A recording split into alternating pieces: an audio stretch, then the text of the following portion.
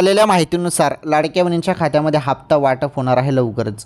ज्या हप्त्याची तुम्ही सर्वजण 21 हप्त्याची वाट बघत आहेत त्याबद्दल माहिती. 1500 रुपये जमा होतील ते आणि भरपूर बहिणींनी KYC दुरुस्ती केली असेल ना, आता त्यांच्या खात्यामध्ये त्यांचे राहिलेले जेवढे पण हप्ते असतील तर सांगितलं जातं की 6000 रुपये जमा होऊ शकतात. कारण 4-5 महिन्यापासून बहिणींचे हप्ते थांबलेले आहेत. असं झालं तर मग खूप चांगली बात आहे.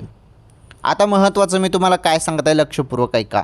हे बघा, 21 हप्त्याबद्दल तर 1500 रुपये येतील, परंतु हे 6000 रुपये जेव्हा तुम्हाला मिळणार आहेत जरी तुम्ही KYC दुरुस्ती केली तर.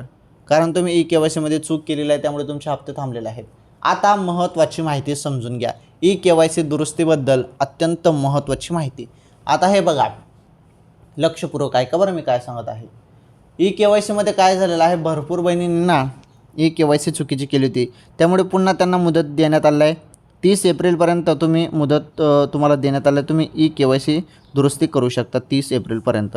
ज्यांनी केलेलं नाही त्यांनी करा. KYC दुरुस्ती केल्यानंतर तुमचे जेवढे पण हप्ते थांबलेले असेल ते तुमच्या खात्यामध्ये जमा होतील. ओके.